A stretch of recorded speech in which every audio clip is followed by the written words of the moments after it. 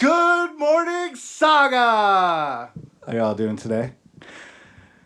Welcome to Brotaku Retrospective, where we cover our favorite animes and kind of just give you highlights of our favorite shows of the week. And this week we are covering Zombieland Saga Revenge, second season of Zombieland Saga. I'm Clinton Tospin. And I'm Eddie Friels. And our girls are still in the Saga Prefecture. They just had a very successful show at the end of our last season. So they're kind of riding that high of oh, yeah. Yep. It's a banger of a show, and our girls Absolutely are riding that high. They're like, yes, we can make Saga better. We're going to use our music and our dancing and help revitalize this backwoods area. Right, yeah. And so, upon riding that high, also our manager Kotaru is also on that same bill. Girls can do anything. Right. He believes in this girl. I have what it takes. I have what it takes. Which that saying gets more sadder, like the more you get, but we'll get into that. But yeah, so since that has been like the general consensus of the group, Katara thinks it's a good idea to book our ladies a new gig. Unfortunately, that gig is like a stadium. Right? Yes. Yeah. They call it the EFS gig, and That's I what it was, forget what it stands for. So forgive me for that one. But that's the EFS Stadium, which I think is kind of like a ATM machine kind of thing. 'Cause I'm pretty sure S is Stadium. But yeah. so be it. They're set up to play the show, and it's like a 30,000 plus Full capacity, I think. Yeah. For sure. Your big major metropolitan, this place Swifty would play. Pretty much the biggest gig our gals have got right now. I mean, biggest venue. Sorry. Yes. And we don't know why, but we're cut into the episode starting. All the girls are working because it turns out that the EFS show was a total flop. They had fans show up, but just their, normal groups of fans that they've built out through season 1. Right. We see the biker gangs. We see our Brit boys. We see all the regular cast character in the fan group. The old people. But in this massive arena, they sold enough tickets to fill the VIP section. Yeah, which is like the immediate, stage standing place, lawn. and we get the feel from just the stills in the episode that it did not go great.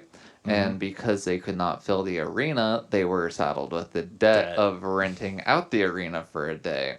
And the tune of we don't even know, but apparently it's enough that they can't do idle work because of the debt that they owe to EFS. Right. People knocking on their door like, hey. Because I'm pretty sure this first episode actually cuts in with I working at the dried squid plant. Oh, yeah. There's such a contrast. I'm like, oh, they have jobs. Yeah, they're doing morning aerobics with the dried squid company. Getting their morning stretches in, yeah. Yep. And singing the company song, which I thought was a unique song to bring us in with. It really was, yeah. But we go through the episode and we find all the girls have found their own side hustles to try to make up some of the debt and get back on stage sooner. And our man Kotaro has been nowhere to be found. Apparently he has been on a bender. Yeah. So our man Kotaro is pretty much since that whole thing just flopped, he kind of just loses himself, kind of like our main girl Sakura did at near the end of season 1. It is very, very reminiscent of her freak out. Right. So she gets the spot, he gets it.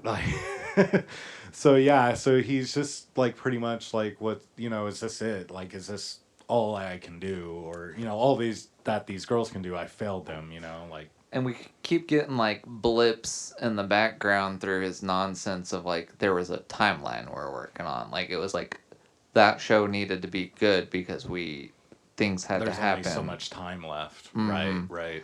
Which is kind of weird in a show where nobody ages and the main characters are immortal and they lean into those qualities as jokes. The amount of time Sakura's oh, I mean, it's not like it matters because we're zombies. So yeah, we're already dead. So I mean, it's probably from the times that I think it's Junko that mentions that incessantly in the background. Like, just like, we're dead.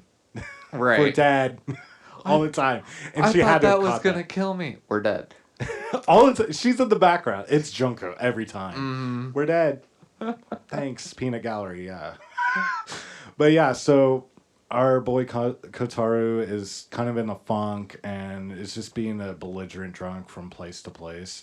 Oh, there's even a funny part about that where he's bar hopping, and I think he ends up in the bar that Yugiri is working at, and he's like, "Oh, sorry, my mistake." Yes, yeah, he busts the door open and he's just being a 10 out of 10 rambunctious drunk. Yeah. And he makes eye contact with her and immediately just hands down, bows. I'm sorry, ma'am. Shuts the door and leaves. Yeah, he's not gonna act the fool in front of her at all. She's gonna slap him. I think that's because of the dad figure in his life is like, you do anything to that girl, I'm gonna do something. Yeah. Mm-hmm. Don't know why, but we did get that vibe at the end of last season where it's like she's off limits. Like you treat her nice. Mm-hmm. Which, okay, so we got that whole aspect going on. So the girls are now like wondering, like, okay, what's it gonna take to get him out of this funk, you know? And as with all things in this series, it always is going to go to music and dance. So they're like, we're going to start our revenge now. Mm-hmm. And I love the fact that they play into the revenge title so much during the dialogue. I'm like, I love you. Thank you. But anyway, they're like, well, we're all doing gigs. We're working at our thing. So let's try to get some like small scale gig work. Mm-hmm. And they're like, let's learn the song we were supposed to do for the encore of EFS and play that at Giles, the place where they had their first show. Yeah, yes. The Metalhead venue. And so they get it all. And then they get up to set up to go to Giles. And of course, it's like the Metalhead, like... Yeah, the normal crowd. Yeah, like the just mosh pits and stuff are happening. And it's a rough crowd, like... You know, we do have our Brit boys there with their they do glow stand sticks. out though this time. They stand out for sure. Mm-hmm. Yeah, they're like the only ones in the crowd. Like, because our girls step on stage and all the metalheads are just like, what is this idol nonsense? Like, what is this? Get out of here! Right? They're like, you don't belong here. And you know, Saki picks a little bit of a verbal fight, and our girls start getting to their set because they're like, well, we told Kotaro we're playing here, or this is the start, and he needs to show up. And so they're going. And we flash over to Kotaro running around town drunk, and then he ends up in the old man's bar. Right. And this is where he has the heart-to-heart with the old man, and the old man just, gives him crap like he usually does, because he's just like, so what's that the mountain project thing? Yeah, and it's the Zombieland Saga project. And he's always throwing picking on him by saying the wrong names. He's like, so what's going on with your Saga Eds? Yeah, it's like, it's not the Saga Eds, it's Fresh Show. It's like, okay, so where are the Saga Eds playing tonight? Right. He's just like, that's what I meant. But yeah, so he has a heart-to-heart with him, and like, of course, Kotaro's still in his funk at this point, and he's like, I just don't know if I do have what it takes. I said it, but like that happened, and I only have so much time to do this project. And the old man is just like, well, if you're done, you're done. Like, I guess pack it up and break the news to those girls that you got them resurrected, for nothing. Let them live their afterlife in peace instead of playing your game if you're not going to play your game. Mm-hmm. Mm-hmm. And so that kind of kicks Kotaro. He's just like, I'll show you, old man. Right. Which, I love that kind of dynamic in anime. The super elder sensei and then the young gun was like, I'm going to show you. Right. And so then Kotaro runs out the door and runs all the way through town to get to the show, which, knowing how much he had been drinking in the past month, that was the hardest place to suspend my disbelief. I am like, there ain't no way you drunk ran across a prefecture. No way. Right. Like marathon, like right after drink, like on a doing a 5K after you've been on a bender. I'm like, ain't no way. Ain't no way. Right. But he manages to just make it to the show on time. Right. And when he gets to the show, he notices that, the crowds are rambunctious, of course. And Yeah, they're all hating, screaming, like, get off the stage, boo, boo, boo. And he's in the back. He pipes up and he's like, one more song. One more song. And the dudes are just like, shut up. It starts getting physical at that point. Yep, they start a full-on brawl. And then our Brit boys see Kotaro fighting with some guys trying to get the girls to sing. And so they jump in. And so it ends up being a whole rowdy mosh pit, bar fight. Everybody's going. And so the girls play their new song, which is one of those fight, pump you up, get hyped anthems, which made everybody want to fight even more. Right. And so it kind of like imploded in the normal Franchushu way where like it wasn't how it was supposed to go, but it was a lot of fun. Yeah, it was a lot of fun. Didn't get them the publicity they needed per se though. But we got back on stage after a month hiatus. So right, exactly. Got their feet back on track pretty much with their whole project. So we go from that into our second episode. So, episode 2 is the saga of an almost broken radio. This episode ends up being very Saki focused. Our resident biker member of the crew, long blonde crazy hair, Tamagotchi lover, died the same way twice.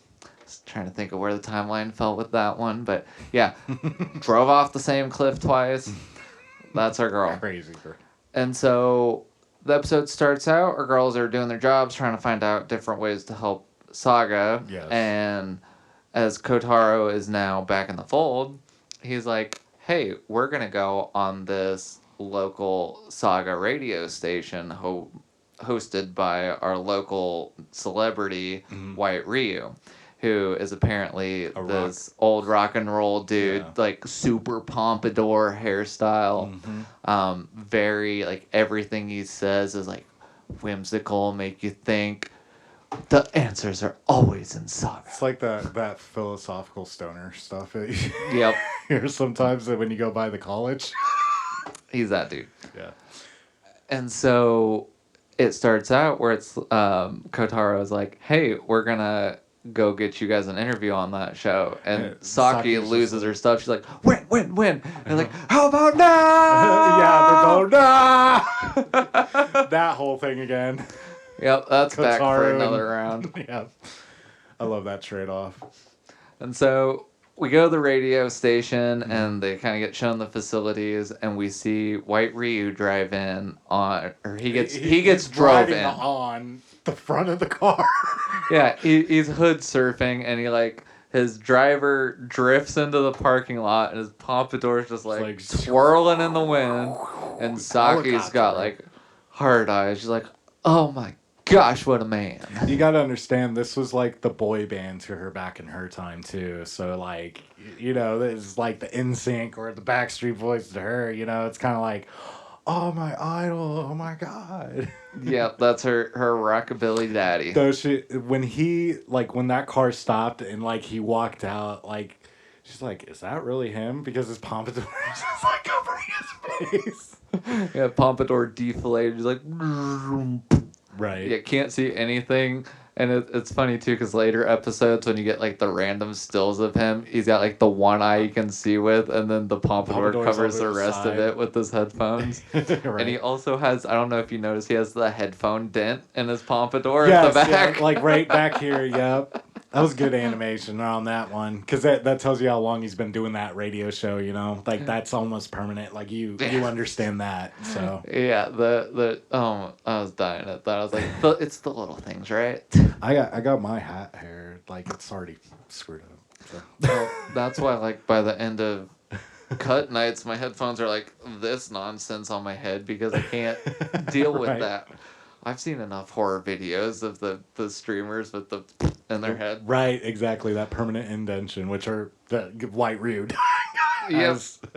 But, so getting back to it, the girls meet White Ryu, and they're like, hey, we're doing a TV broadcast. Yeah, they're going sightseeing. Yes, they go sightseeing through Saga, and so we get, like, the news crew, White Ryu, and the girls from Fran Oh, I Shushu. love the card lady. Yes. She reminds me of some character, and I can't remember what it was. Oh, what's her name from Kill la Kill? The little short haired. Oh, that has that face. Yep, you're right. I can't think of her name, but I know who you're talking about. Like, I know that lady's probably portrayed to be older, but she has that baby face, like, because she's like animated. Just because we've been talking about psychopaths today, she's got like the Akane haircut. Yes. Yeah, that's the one. Mm-hmm. So our girls go through, display different things. I think Sakura is hilariously awkward through it. Every time it gets to her card, it's like you can tell she's reading from the teleprompter. Hi, we're from Fran Shushu, and today we are at this place. You should try these things. Number 2, what do you think of thing X? And then I would come in or whatever and be just all natural. Yep. Like, yeah, I felt like she was... Of course, Lily was shining because that's her natural habitat. Mm-hmm. Yugiri is just kind of going with the flow like she usually does. Yeah, she's always just kind of in the background, and she's like, I'll step into the light for a second, and I'll walk back out. Transition back. Mm-hmm. And then Ty's being Ty. Always. Yeah, that's all you can say. Right. And so we get to the end of the clip, and then they're like, good job, girls. Let's wrap it up for the day. And then White Ryu's pipes up. He's like, no, let's climb these 3,000 stairs or whatever up to that temple. And I kind of smiled when he said that because I'm just like, our girls are dead. They don't feel fatigued. This is about to be the coolest, like the funniest transition. Yeah, because the whole news crew's like, no, don't do that. Don't do that. That's going to be a terrible shoot. None of us need to do that. No. Right. And he's just like, no, I can handle it. Like, you don't think the White Ryu can do this? And Sakura's like, we'll go. Sure, why not? Yeah, because like what does it say? Unspoken. They're like, we're dead. So. When they're at the bottom of the temple and they're at the marriage shrine, they're like, hey, Junko. Yeah, why don't you guys go over there and talk about marriage? And so it's Junko and Sakura, and she's like, so, do you think the god of marriage will bless us? And Junko just jumps to conclusions like she always does. Like, oh, we gotta talk about that stuff? She's like, no, we don't talk about that. No, I've already given you so much concession with me. No, this is not, and just runs away. And I was like, that she's so on brand for the character. She's so shy. Instant tomato. Right. And so we got so they're going up the freaking temple, and I mean, we're talking like 7,000 steps of high Hrothgar type of freaking scaling here. By the time they get to the top, White Ryu's pompadour is fully like deflated, just he's like laying on the bench up there. He's like, can't let these girls show me up, but right. And so yeah, we get to the top. It's a very beautiful view and everything, of course, of Saga and all that. And they get that, that clip and everything with them, and we get a song in the end, don't we? Or no. Yes, but we got a little bit before they go to the song. Yeah, so they finish the day. They all go home, but towards he's about to bail. Yeah. Yeah, before the end of the session, Saki hears that White Ryu is planning on ending his show. Right. And this has been like a saga-wide telecast for like, I'm going to make a ballpark 20? because we do get a time frame of when this. I'm thinking it's 40. 40 years? Yeah. Well, yeah, because he did come before. Because it felt like he would have been like both him and like when they place Saki's time frame, it feels like it's like 80s era. Oh yeah, so like we're like some odd year, maybe a decade after our maybe girl Junko. Yeah, and maybe it's more 90s because it makes me think like American 80s. Oh yeah, because if we go like we've noticed this trend too, like how music gets popular like for a while there because there was still disconnect, but like the internet wasn't as good as it was back in the day. When we were kids or when we were growing up, we noticed there was like kind of like a gap in like how progressive the music was here and as opposed to over in Japan. Mm-hmm. So a lot of them were like, it felt like they were some odd years behind. Yes. So yeah, you could be right on that one. It could have been like early 90s, late 80s is what I'm thinking. Yeah, and especially as I think about like how like fancy the bikes were. I'm thinking maybe more 90s, but Definitely. we finally get like a date towards the end of the season, and we find out that this is taking place, basically it's an alternate universe of the time it was made. So it's like 2018 through, or, well, no, 'cause it's only a 1 month gap. So it's basically 2019 into 2020 is when this is taking place. Yeah. So you're assuming the White Ryu show is going to be almost 30 years. Like, he's ready to retire, by all means. But that is like Saki's one tie to the past, and she has a super mega fan crush on him. And so they go home, and she's thinking it over, and she's like, I can't let this end. Yeah. He has to keep doing it. And she makes a valid point. Like, this is a big part of Saga here. Like, right, this radio shows a... Because we get the flashback to her as a kid, and she's just, like, laying on a hill, and... Just got... she just fought a whole group of dudes, like, freaking... I'm thinking Bleach style from Ichigo Kurosaki. Like, the bridge is right there in the background. And he's like, all right. Right. Call 911. But not for me. Exactly. And then at the bottom of the hill she's laying at is this old dude getting drunk and fishing. Right. And he's got the radio program on, and it cuts from the song, and White Ryu comes in with this hippy dippy, like, you're not alone. You're hearing me. Obviously, you are destined to hear me. Right. You just know you are not alone, and the answers can always be found in Saga. And she was sold instantly. And it's like, somebody notices me? Like, I have a purpose. Yep. And so she freaks out and storms off in the middle of the night, and I think Sakura chases after her. Yeah. And they go to the radio station, and she's like, Ryu, busting in. Yeah, busting in. You can't do it. You have to do it. And she goes on her whole soapbox. And he basically comes to the conclusion where he's like, I'm too old. Right. Like, there will always be more things for me. I'll still be here, but like the winds need to take me somewhere else. Like, I need to get out of Saga is what he was basically saying, to kind of get that experience outside. Yes. And then he's like, I'm not going to be gone forever. It's just like I'm, taking a break from this and then to come back, And he's in the radio station. He's like, why don't you girls take it? And then everybody's like, no, don't do it. Don't do it. The guy in the booth is like, no. Moving his arms wildly like he's trying to do everything without screaming at her to be like, do not do this. But this is Saki, and she loves White Ryu, so she, this without... is like the highest honor. Yeah, without missing a beat, she's like, yes. But then she's like, oh, can I really do it, though? And so that wraps out the episode with Fran Shushu doing a cover of a White Ryu song. Yeah, the biker song, which was pretty cool. Like, their whole getup and everything was... Grease for sure. Like, almost. If you think back to season 1 when they have the biker gang flashbacks, yeah. It looks like Saki's biker gang outfit, the long red trench coat with the gold font on the back. I was like, that's a fun throwback. Yeah, that is a fun throwback. That they did do that. I've totally spaced for that. But now our girls' friends Shushu have like their own radio show now, which is pretty dope to have. I mean, being a musician, honestly. I was going to say, yeah, you're getting your faces in front of a lot of people a lot more regularly because it was already like syndicated in the area, so they got to kind of inherit the viewers. So, which, I mean, like coming from our background, I think that's pretty dope. I mean, that's awesome. Like at any point in time, like back in the day when we were knocking around, like that would have been awesome. Like, yeah, you get a radio show. Like, oh, what? Right. I want to just talk on the radio and play whatever songs I want to play. For real. Sounds like a good slice of life right there.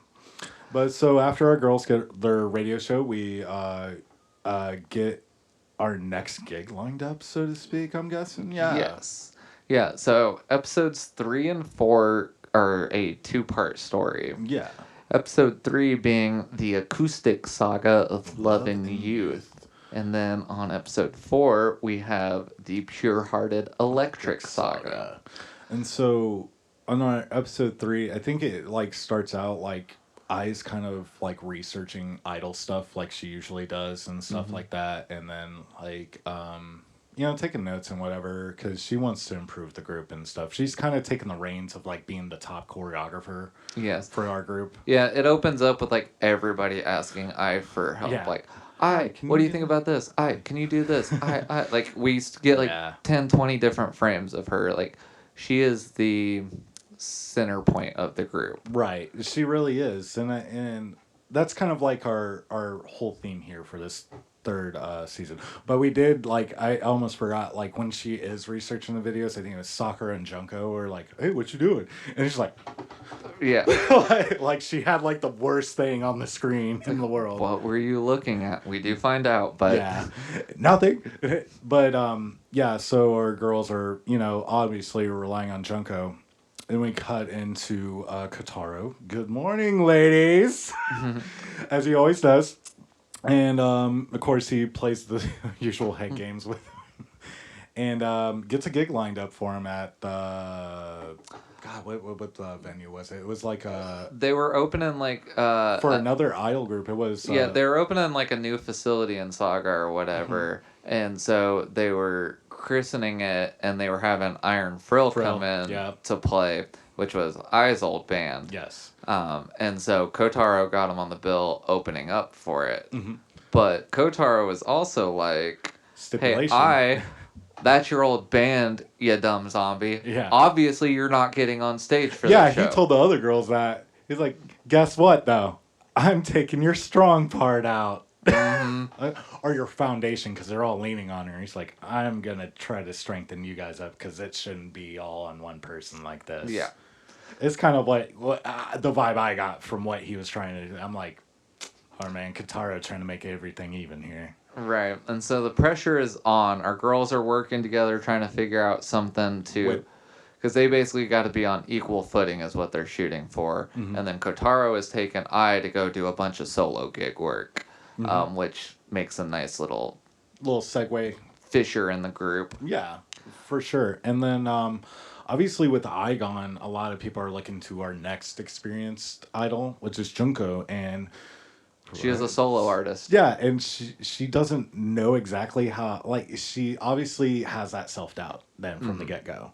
Because she's only been by herself. Like, Kotaro is very clever doing this. Because he just reversed the roles of him. Because I think he knows that, you know, she knows that... It's like, right, you're going to go solo because you've been the ringleader of groups for so long that I want to strengthen your ability to stand on your own.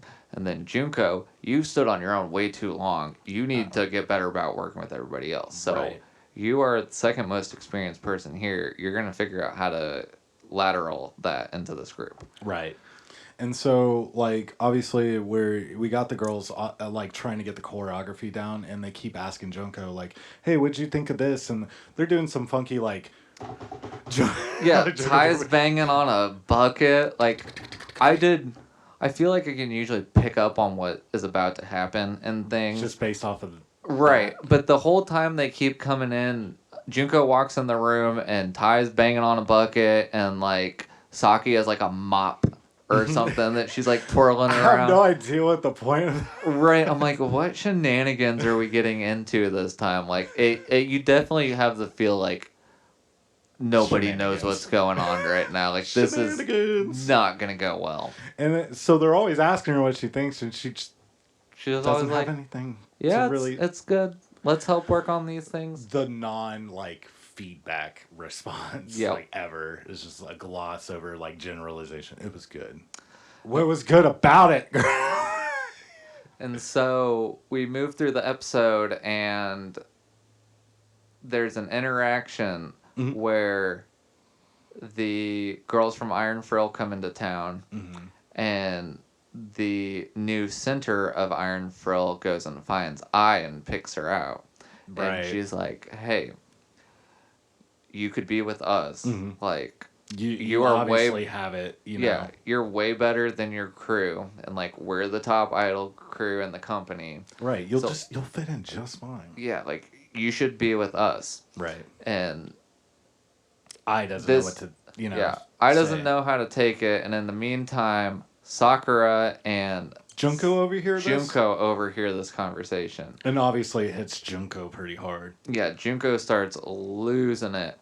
I thought what was cool at the end of episode 3 for our music number, they do Junko's song that made her a hit. The acoustic one? Yeah, and it's all beautiful. Acoustic. So I was like, that's a nice change of pace, just a single song, like a single Song, guitar and vocal kind of thing after all the high production value. I was Right. like, that's awesome, and it kind of helps flesh out her character a little more too. I liked how I did that. Yeah, that was really cool. Oh, Junko. That was Junko. It was that did that. Junko. I thought I did it in tribute to her, but maybe I'm thinking of a. Oh, okay. No, I don't think that's right. Okay. Because Junko's sitting on the roof with the guitar, Right. and then later scenes we get Junko on the roof, like with Ty napping in her lap and stuff like Right. that. Like that's Junko's hangout spot. Right. I just thought I did that same song on her standalone project while she was going solo because that was the same video that she was watching of Junko. I think you're right, but I don't super recall on that because they do like all of I's live stuff is like a, and Right, you get like a really little quick snippets. clip, yeah. Yeah, it's a lot. Like they'll focus on some parts, but it's never for a prolonged amount of time ever. And I think I remember where your head's going with it. Yeah, It's because I think I'm the bleeding end into of 4. Yeah, and so with that being the case, we get into 4. Our show's coming up without I. Yeah, and we're down to the crunch line at this point, and all the girls are worried about Junko. if they don't do it right, that they're gonna lose I. Junko is stressing out about being the lead. That she's pretty much non-existent during rehearsals, pretty much. Yes, and so Kotaro grabs her and has a heart-to-heart. Meaning he screamed at her until she got her act together. You dummy! Fucker zombie!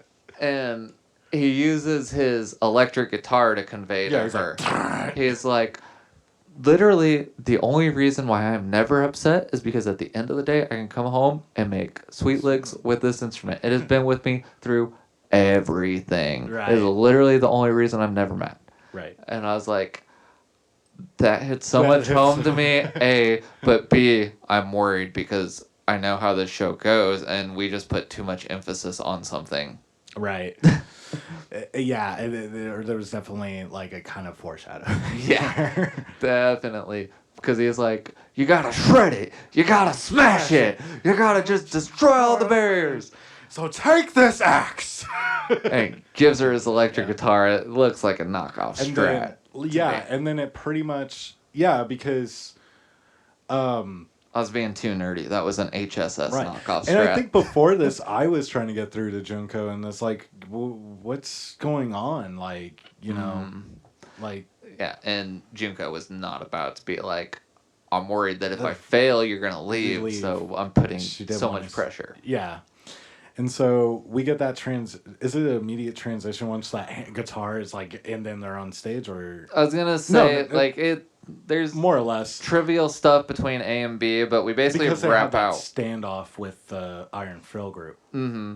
And I remember that because I actually loved that song from that episode because it just had like that great opener. I was like, oh, that's a good one. Yeah, I was gonna say when they finally did the song episode 4 and I got to like understand what the nonsense and practice was about, that was one of my favorite out of the whole Zombieland saga. Well, not only that, Kotaro is also we learned that he's the composer of all their stuff. Yeah, the scene where we get to hear his tape, it's just like la la la la la no. But then it goes from that, and then you hear Junko do it, and it's like, oh. So the song starts out with Ty rising from the floor on a drum kit, and she's doing like that's what sold me. She's like, dun, dun, dun, dun, dun, yeah, I was gonna say she's doing a crazy metal drum set, like double kick pedal. Honestly, what it made me think of, especially with like the outfits, is it made me think of the bass player from Bandmate playing drums. I was almost gonna say Baby Metal maybe, but yeah, I was like Bandmates. Yeah. I was like, that looks like Misa, but on drums instead of bass. Right. That's what I thought too with that outfit too. But I was sold. I was sold with that because that is some like Slipknot, Joey Jordison type of stuff almost. I'm just like, and she's like coming up, the smoke and everything. I'm like, peak. You got me. Yep. I'm a fan. I'm here for it. And so then this is what you were starting to remember. So what they ended up doing was they took Junko's song, but they did an electric rock arrangement of it. So after Tai comes up doing the crazy Tom Phil opening, Junko comes out of the smoke with that red electric strat just wailing on it. That's the song that goes, yeah, that's that one, yeah. And then, like, across the stage, or, like, across the arena, I and Junko make contact, and they're like, yeah, I'm doing this for you. See how good we got? And then it's like, yeah, see how good you got? And, like, right before that, there was another confrontation between I and Iron Frill, where I was like, I'm not even going to be on stage today. Yeah, and she's like, what? What do you mean you're not going to be on stage today? You're the whole reason we came out here. Yeah. Well, you're going to get blown out of the water. And then I's my like, girls are better than yours. Frankly, you're going to see. I's like, just point like, yeah, I doubt that. And so, like, get that song. The Iron Frill chick's in the crowd, and she sees it, and she's like, oh, I'm not doing this right. Like, she has that moment. And so, yeah, they do the point thing. Junko gets out a nice roar at the end, and then the heartbreaking moment, she does the Jimi Hendrix to Kotaro's guitar. Boom! Which, the animation on the guitar break, oh my gosh, that was so good. Good. And I did the face before Kotaro, and then it did his face. I'm like, yep. I feel your pain, man. I had the exact same face. Like, as soon as the swing started, I was like, I saw it coming. Don't Kurt Cobain that guitar, girl. And then it flashes to Kotaro, and you're like, oh. Yeah, same reaction, bro. And so, they point out, and Junko or I runs up to the stage, and both the girls fall off stage, and for whatever reason, because their arm was coming off, and she's like, "Huh?" Yeah, the arm almost popped out. But what I was remembering is, for whatever reason, there's a live electrical cable on the ground. Oh yeah, that's just like unplugged for some reason, and I'm wondering if it's from the guitar, right? I don't know, but it's like zap zap zapping, and Junko's like, I have the light in me. Let's do the light show again, and everybody grabs the electricity, and we get another Awaken Returner. Yep, Electronica Awaken Returner 3.0. Yep. And so they do the crazy light show, and then there was even more like crazy like digital things going around their heads. I'm just like, holy crap! And even the girls are like, who are they hired for these special effects? Right. Like, what special effects are they using? And then I love when it flashed out to the Brit boys in the crowd, and they're like, oh yeah, light show. Yeah, they're like, oh, we come here for this every Tuesday. But yeah, so the show, they have a great musical number, and then they walk off stage, and lo and behold, they run into Iron Frill this time, and then like she says her crap about and stuff, like she's like, and then that's my rival. Junko is like, no, that's our girl. Yep. And then all the other girls like, yeah, and Saki's like, yeah. And so the episode wraps out with like an Iron Frill on the news. And she's like, yeah, those girls are good. And you think she was going to toot her own horn, but she's like, nope. No, those girls have what it takes. Like, they're up there. Honestly, I'd say they rival us. Yep. Whatever number she is, that's my rival. I'm calling it out right now. The next time we're on stage together, it's going to be a wild show. Right. And so at this point, we're starting to get like, whereas season 1, Kotaro picked everything kind of out of his butt last minute. Like, hey, we're doing this. We're doing this. We're doing this. Girls are kind of getting it by their own means. Like, yes. In a way, like, their attempts to try again at this point is rewarding them. Right. We don't have the sense of urgency feeling that we had, like, every episode in season 1. But, like, at this point, we're starting to realize, the foundation's being relayed at this point. Right. Especially with getting the call out from the top idol group. It's a musician networking 101. Yep, 100%. And so that wraps up 3 and 4, taking us into episode 5. Little Boat Saga.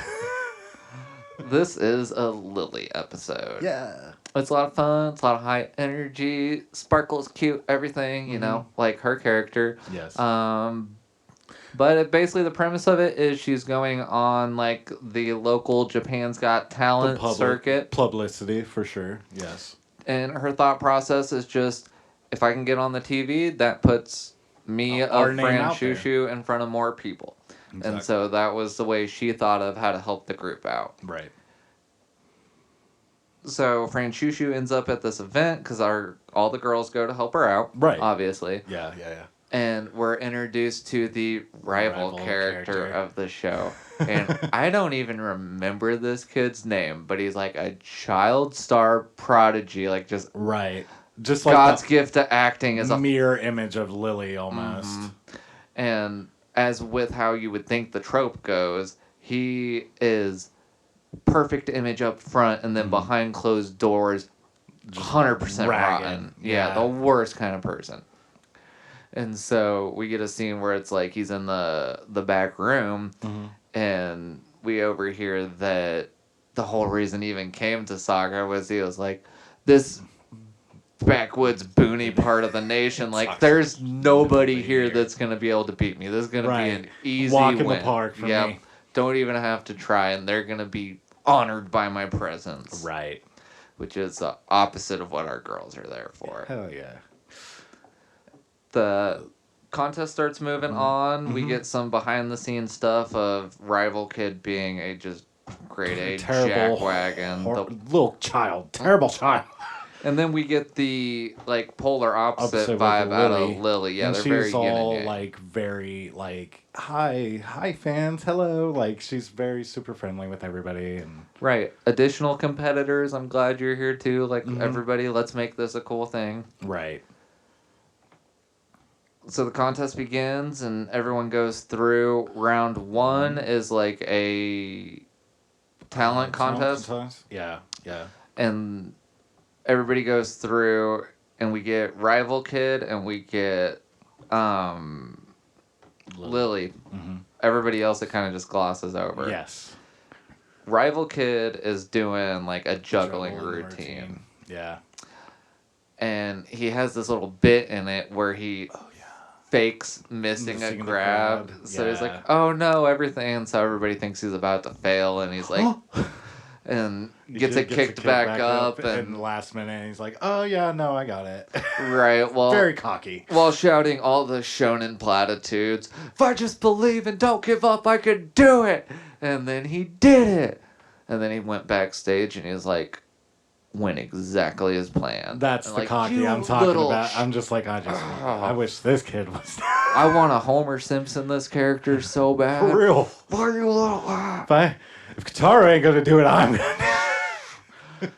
I forget what was Lily's thing for the talent part of the contest. Her little thing. God, I'm trying to think. Because the song bit overshadows like everything else in this episode. It really does. I want to say. Did she do a dance number? No. Or I didn't think it was. No, she did the old style Japanese storytelling. Right. Yeah, she laid out the mat, sat on her knees, and did like the voice acting for all the characters. Yeah. Very like Sesame Street almost. Yeah. I was gonna say I always forget what that style is called. I've told you to watch the anime based on that style before. Yeah. But yeah, she does that traditional storytelling, and so that plus the kids juggling act puts them as the finalists. Yep. For the final competition, it is a sing-off. Both contestants have to sing a song, and so doesn't the rival kid just doesn't understand like what's so great about her? Yeah, the whole time he's like smack, dude. He talks smack for everybody. I know. I guess that's why I tuned out some of that episode, to be honest. Yeah, I was playing my phone game during it, and I was like, every time he came on the screen, I was like, I have to glancing off for a second. Yeah, I was like, I hate this kid so much. But yeah, so we get to the song portion of it, and we get like background of Lily, and she's like, oh yeah, I've sang this song since forever ago. It's my daddy's favorite song. He'll love it, because that was the B part of her mission, was aside from getting Fran Shushu out there, she wanted to be on the TV again for her dad. Yep. So she picks out the song, and she's all ready to go, but she ends up being second fiddle Rival Boy gets to go up on the stage first. Again. Yeah. And so he goes on stage and sings her song. Recites that stuff, man. Well, I mean, it's been around for how long? He probably was like, oh, this is good. You know? Yeah, it's like a classic one, like pull on the heartstrings of the older people kind of thing. Yeah, for sure. And so Lily's like, oh no, what am I gonna do now? Yeah, that's a big musical no-no. You can't have two bands play the same song. Exactly. Well, any kind of perform thing, like even cheerleading. Yeah, I've learned in the Bring It On movie. Man, I don't know what you've been into lately, but I did not go that route. But anyways, he's singing her song, and so she's like, crap, I've got to do something different, because if I just go out there and sing it the way I was going to sing it, basically the way he sang it, they're just going to think I'm copying, everything's going to go bad. Ain't insta-tank, honestly, like, the ratings.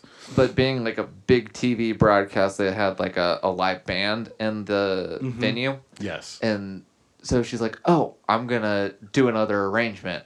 And so you see her grab a million pieces of sheet paper. She's like jotting notes furiously while the song's going on, which she must have retained so much more of music theory than I did, because ain't no way in the course of a 3-minute song am I transposing sheet music. Yeah, you would think that it'd take years upon years. And that honestly, like, it doesn't hit you hard, but when you see her shine like that, remember back in season 1, like, the way she was overworked.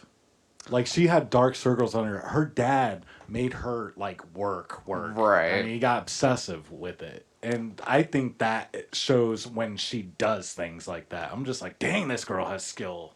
I would have just felt better if she would have just gave him the chord charts, though. For real, not compose the whole dang thing. Yeah, that was where I had a hard time, like, suspending my disbelief, just because of the amount of time it takes to write like that. Yes, it does. I can't write like that. It looks like gibberish. Yeah. So the song wraps up, and she runs out on stage, and she hands all the band directors a copy of the sheet music. Yeah. And so the band director counts her in, and it is just like Scatman. That's that very like fast like drum thing. And she does a scat version of the same song Rival Boy did, and it's like super. It is almost obnoxiously upbeat. Like she gets into those skibbity divvities and does so many of them in a row. I'm like, by the end of like, Lily, can you stop? The Scatman needs to go down. It's like skibbity. This is like. She has good enunciation. I'll give her that. Oh, yeah. And the dance number is like a tap dance routine. And so not only is her mouth going a million miles a minute, but does a whole dance number with it. Yes. And so the whole crowd is like blown away. What a way to make a difference in 2 songs. I mean, even last minute, the girls were just like, wow. How'd she do that? That's amazing. Right.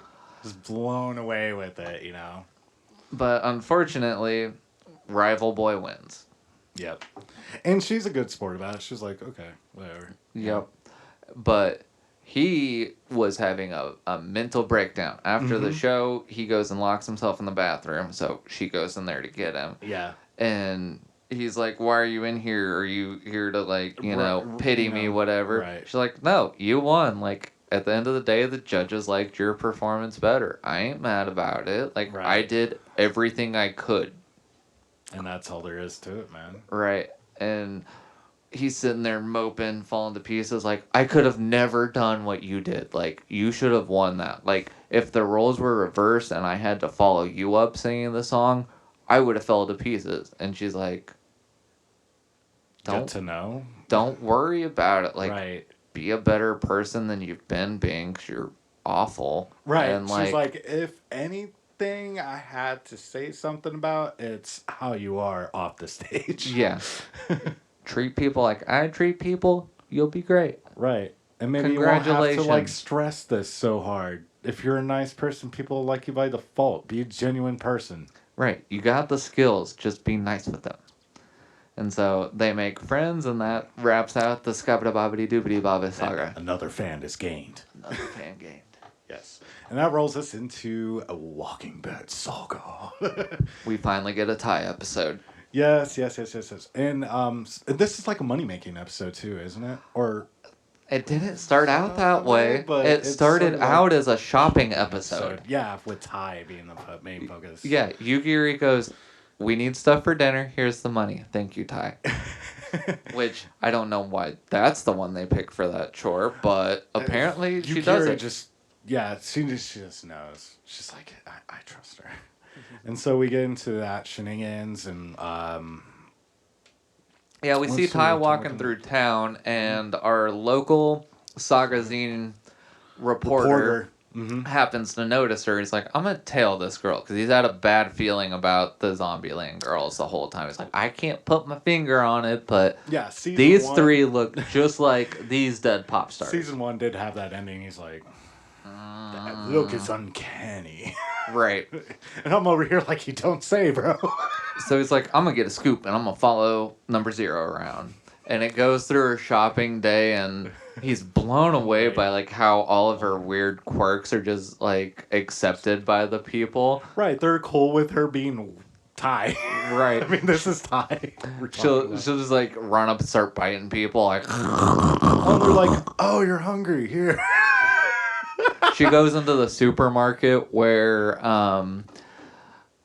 Maria, the biker chick, is working. Oh, yeah. And apparently she's always in there, so Maria's telling her about how she's not going to be a biker anymore, she's going to be a dancer, that kind of thing, which is a nice warm heart moment. But apparently Tai comes and stops at her grocery store regularly because at the end of it, Maria's wearing like space buns or whatever, and Tai's like, buns. Yeah, I want to chew on your bun.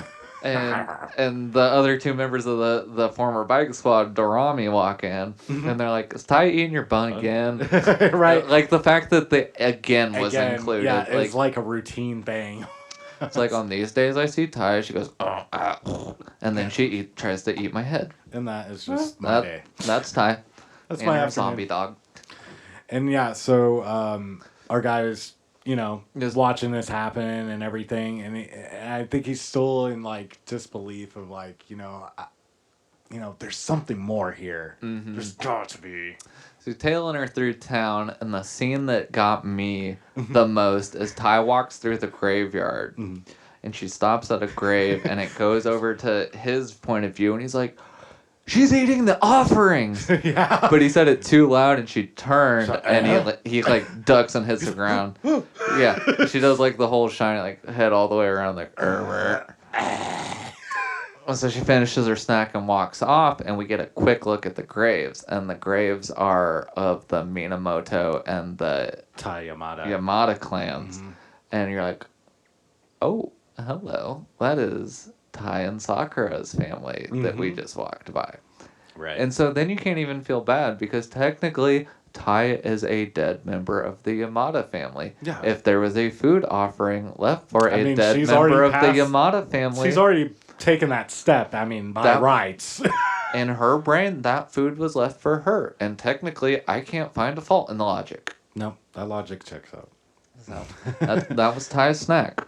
Right.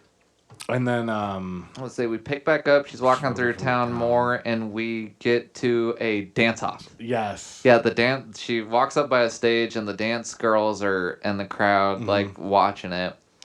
And for whatever reason, Tai gets involved. Yeah.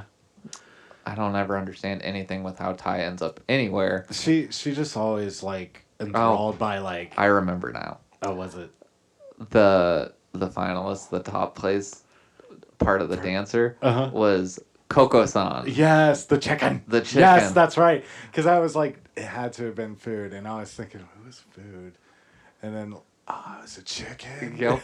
Coco-san was in his full outfit dancing, and so he was like the number one winner of the group. So she got on stage because she wants to eat the giant chicken, as always. The chicken. And they end up having a dance off, right. and she wins by pulling a move where he gets on his head and does like the 80s beatbox like spin on your head thing. Yeah.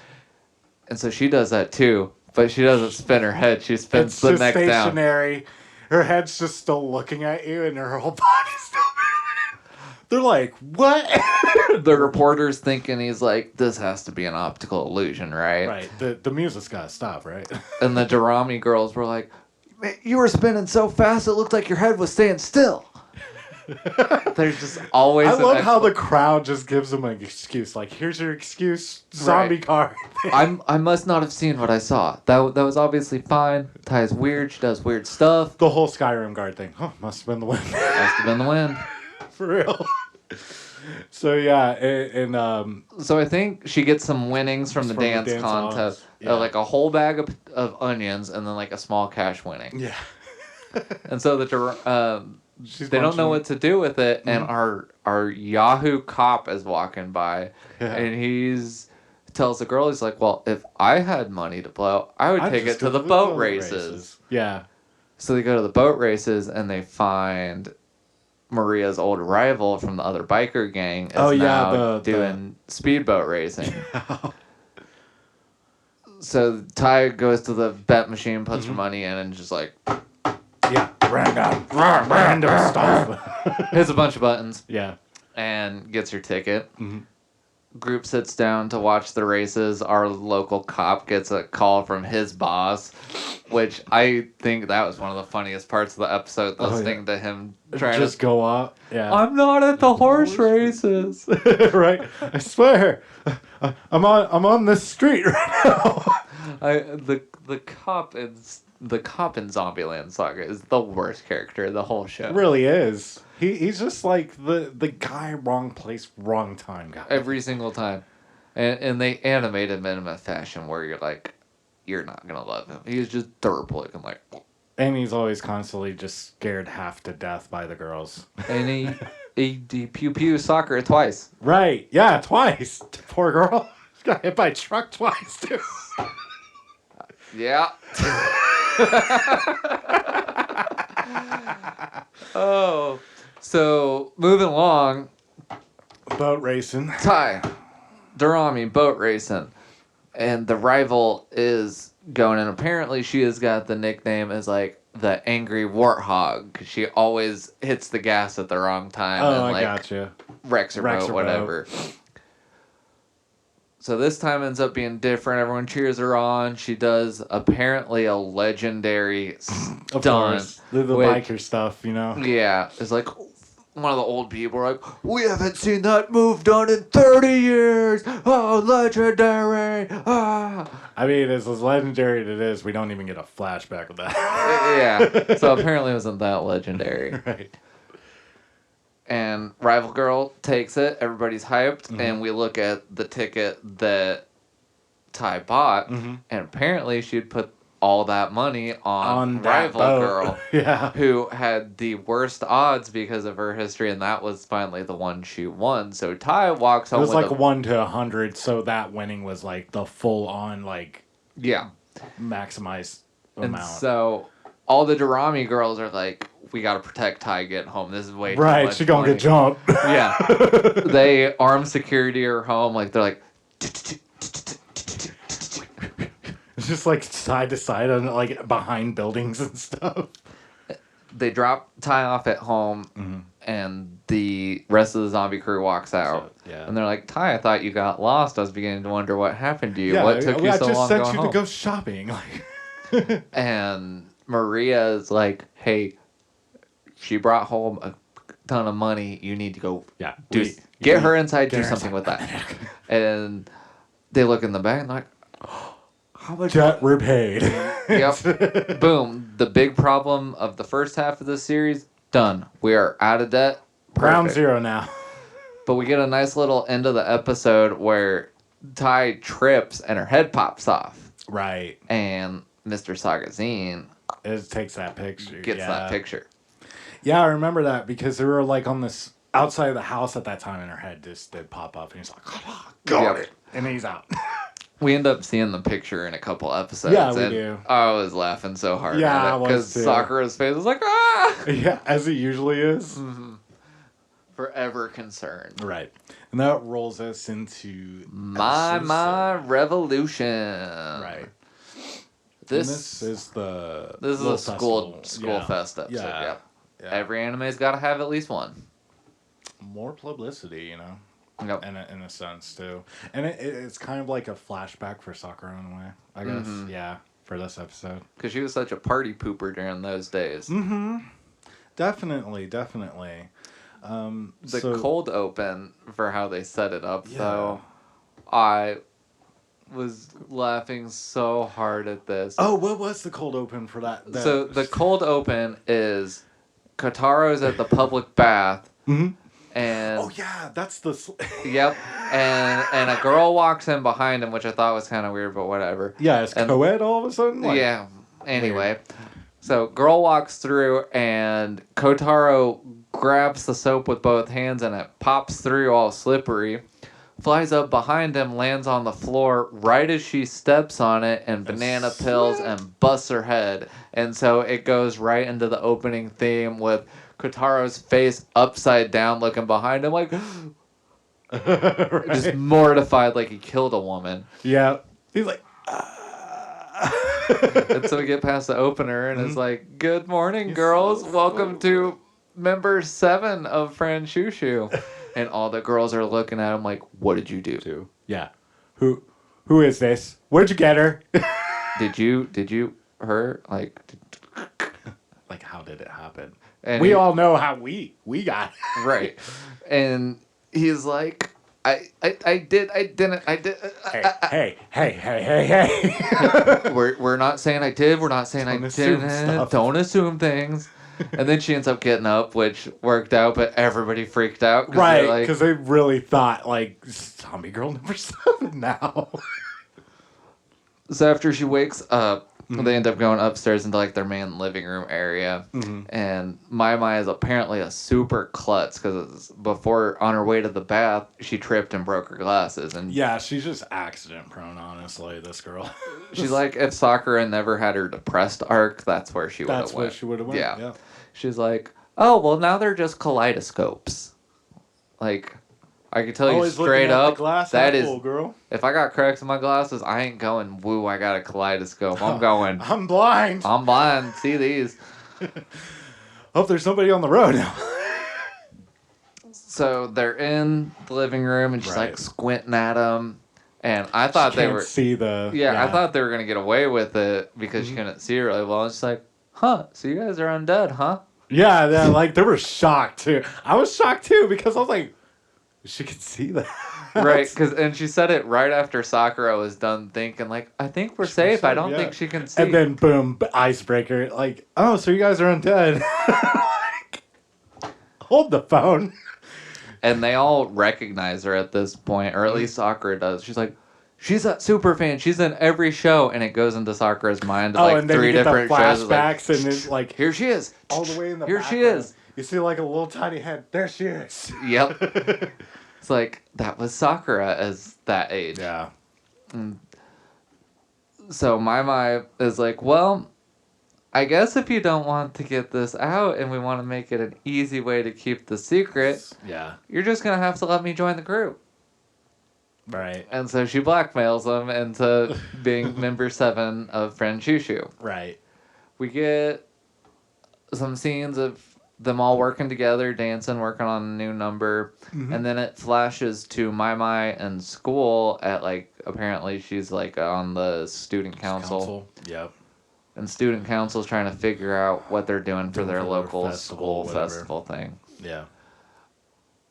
And they're all arguing. Mm-hmm. They're like, let's do this boring trad idea that we always do. And half the crew is like, no, we always do that. Da, da, da, da, da. Well, there's no better ideas. I don't hear what you have. And that's my pops up. And Mai's like, ka-ching! Right? And here's my moment. He's like, I'm going to make Franchushu play. And they're like, what? They're like, no way. And so she brings it to Franchushu, and she's like, hey, it would help. And I was like, that's also kind of the key demographic. Our fan base is made of all the weirdos and outcasts from all these weird nonsense things we did. But really, as idols, the high school, middle school girl population is kind of the key demo. So, yeah, it really is. Yeah. Why not? Let's do it. Yep. So they agree to play at School Fest, and they're working real hard, and Mai Mai's getting incorporated in, and Mai Mai is like the most uncoordinated thing at the start. I mean, she's a klutz, so how do you think choreography's gonna go down? Yeah, Francesca's all excited when she's first states. She's like, "Oh yeah, I have all your choreography memorized," and they're like, "That's so cool." Which and then she they does start to do the visually, dance, but and they rap the number out, and Saki is like, "Why are you a pretzel?" yeah, she's all like, "Ah." It's like, my brain knows what to do, but my body doesn't cooperate. I'm like, been there. Mm-hmm. You definitely been there. So we get basically training dance montage and school setup, and it goes to day of the festival. And we get the girls on stage. Yeah, here it is. They do the dance number. Mm-hmm. That song didn't stand out for me. It didn't either for me, to be honest. They gave Mai Mai the lead role of it, so it's very high school teeny bopper. Right? Yeah. I was not the demo for that. It felt like an Idol song, for sure. It just wasn't my Idol song, honestly. I'm still sold on the one in episode 4, to be honest. It's my all-time favorite. Yeah. But yeah, so that was a success, more or less. I mean, Yeah. a little moment for my, of course. And all the schoolgirls were like, "Whoa, I can't believe she's up there with her." And she gained super popularity after this, of course. But before they went on stage, she has a talk with Sakura. Yes. Trying to kind of ask about like what the inspiration was, because she was like, "Oh, it's just song and dance make people happy, you know, it's very surface level stuff." Yeah. And Sakura spills her heart to her about how it's, you know, trying to make Saga better and push yourself daily, and no matter what adversity of you and your team moving forward. And Mai Mai starts to think to herself, like, I didn't realize how much deeper the girls are than like what I see as just the fan looking in. Mm-hmm. So we wrap out the song, and Fran Shushu sticking to their guns when they're like, "All right, well, you'll be number 7." Yeah. They rip down this banner behind it. It's like, "Meet number 7." Yeah. And Mai Mai is immediately like, Thank you. I will be retiring from Fran Shushu today." She's like, I don't have that commitment that you guys have, honestly. Like, I want to live my own life. Like, before I have the best undeath, I need to go do what I need to do first. Yeah. She doesn't tell the school that, but she's like, I did To this them, thing. 'cause she knows. Yeah, I did this thing. We played for you guys. It was a lot of fun. Da da da da da. And I'll be stepping down. And then she tells the girls behind the scene, she's like, yeah, I just don't have that thing. I'm still your biggest fan. And to be honest, like, I mean, our girls are dead, obviously. I hate to pull Junko here. Try to keep up with that. Yeah. They are doing it day and night, people. I'm not even kidding. Like, these girls are just, like, wake up randomly in the middle of the night, like, guess I'll do some choreography. Like, right. I don't need to sleep. I want to sleep. Right? It's that terrible thing. And then that rolls us into a really big, like, we start to get into, like, the easing into the climax of this season, I want to say. I feel like once we get past Mai Mai, the last 5 episodes are really a pivotal one. Yeah, and you could break the 5 episodes down into either 2 stories or really one long story with a extended prologue. Right, and a huge time skip. Yeah. So episode 8 and 9 are the Saga incident. Part 1, Part 2. And so our this one doesn't have a cold opening at all. We are just pulled into what seems to be like more of a Meiji era. Meiji era, yes, I got that right. Meiji era of our town Saga. Well, would be Saga, but we've learned that there's a dispute between 2 other bordering prefects, which is Nagasaki.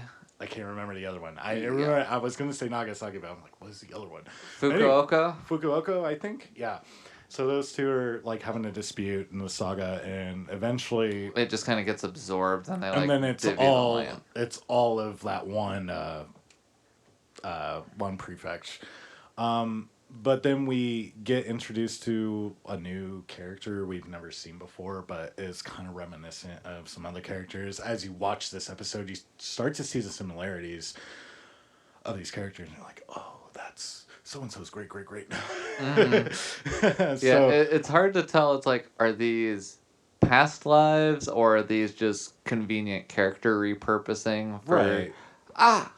moment? Yeah. But no, I kind of like. I think it's left up to interpretation in a way. It really carries very little weight on the story. Right, ultimately. it really does. So, anyways, we got this new character, and he's passing out flyers and saying, Save Saga! Save Saga! That doesn't draw you to Guitaro instantly. I don't know what will. So, anyways, And his outfit is like the same outfit, but for the time. He's wearing minus shades. Yeah, the black pants with a red vest and a white shirt. You're like, that's gotta be. That gotta be. Come on. That's his daddy, faux show. Yeah. Or grandpappy, one of the two. Right. So, anyways, he's passing out flyers, and apparently that's a big no-no because It's the propaganda. prefecture is like, hey, no, that will incite riots. Stop it. Mm-hmm. And he's a klutz and bounces around and everything, goes around town. And I think Everybody thinks he's innocent. Like, this guy's kind of weird, kind of idealistic, but he ain't bothering nobody. Nobody takes him seriously. He's fine. Let him pass out his papers. Right. He's just kind of a delinquent. And in a sense, it's kind of how they look at him. So throughout this time, we kind of see the other girls in this episode, who I can only assume is their like ancestor too. Mm-hmm. There's one with like Saki carrying Lily on her back. Yeah, she's like, oh, don't worry. It's just crying too. Mm.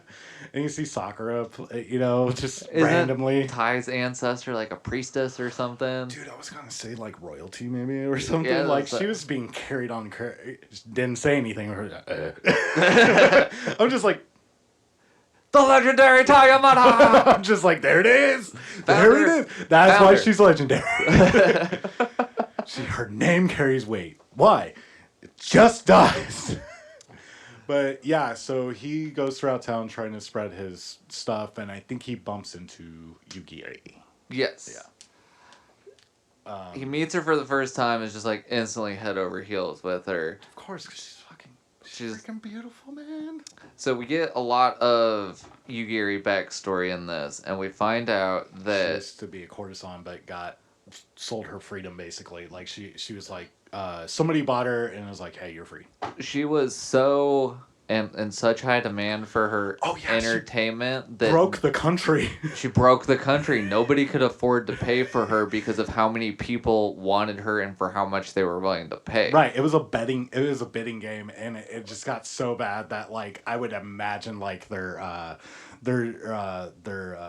advisors like, dude, no. Like, we cannot give this woman the entire GDP of Japan for a night of partying. Right. Like, I know she's trying, but sir, there are people's lives at stake here. Like, trust me, she worth it, but we need to eat. Right. Kind of like the Helen of Troy, kind of, almost in a sense. She could stop a battle. Right. So she blah, blah, blah. Bumps into... She gets granted her freedom. She moves out to Saga. And then through some fortune of fate, they bump into each other on the road. Right. And her former dude that kind of saved her that freedom really quick. Like within a year, I think, of her being free. And then she had to learn how to live on her own because he knew that day was coming. Right. He... It was like, Yugiri, you know how to live big city life, have everybody take care of you, but out in Saga, there's nobody not so knows. Much. Yeah. So you'll be kind of invisible here, and that should help you as well. Right. So they cross on the road, and the first time, it's like an innocent meeting, and like, then... oh, I'm sorry. But then he's as they're walking away, cart's running down the path, and it looks like it's about to run her over. Truck-coon thing. So to prevent getting cart-cooned, our boy like tries to jump and tries to save her. Yugiri being Yugiri, the sly little fox. She's like, backstep. Effortlessly shadow step backwards, and so he falls in the river, and she gets out of the way. Yeah. And the cart goes on with its day. Yeah. And she'll pull him out of the river. Water. Yeah. And then he gets her dirty. He's like, oh, I'm sorry. Ah. And that ends up being the start of like them two hitting it off. Right. After that, we meet his grandpa, which is a pretty eccentric character. That is the same guy. Yeah, he looks a lot like the barkeep from that we assumed was Kotaro's dad last season. So we get 1800 Meiji's Kotaro descendant, and apparently his grandpa. And he does explain that wasn't really his grandpa. They met like a couple years ago. Yeah. And he got sick, and then once he got sick, he just kept claiming, I am Saga. If Saga's going to end, I'm going to end. Yeah. And they all just think he's like a crazy hoot. Yeah. So Kotaro's ancestor tries to get him to take his medicine, this, that, the other thing. Doesn't finally do it until Yugiri gets in and basically force feeds him to do it. And take it all. And why do you make me taste the nasty stuff, woman? It's terrible. And so through this, we're also introduced to another character, which is a local samurai character that is like... I was going to say Shinsengumi, because he's kind of like an undercover type of samurai. Definitely. In Meiji era, swords were still not allowed, I think. They were only allowed to certain individuals. If you were the dog of the state. Yeah, exactly. And Shinsengumi was that. And I guess this Shinsengumi guy had been keeping an eye on... To make sure that it wasn't a rebellion. Right, it was staying innocent and not... Yeah, because he made the note to Yugiri, like, yeah, he could get in trouble. Because there are, like, past war... Like, people that have been in that war... The losers of the past war still are holding the grudges, yeah. Yes. And so he's like, if it doesn't get any worse, like, this will be fine, but this kid keeps pressing his luck, and I feel like it's going to end badly. Right. It's kind of like what he's trying to tell Yugiri, more or less. And as we go through the episode, some of those old war losers end up making friends, and they kind of manipulate his whole thing, which he wants a more... He's trying to make a more progressive saga. They just want the old saga back. Yeah, he's like, I want it to be where no matter where you come from, what you do, like, to not be judged. You should be able to build the future you want here. Right. And the old samurai just want the traditional feudal, like, but with them in power. Right. That's what they wanted back. And come to find out, Yugiri just... Dude, she is an assassin. Yes.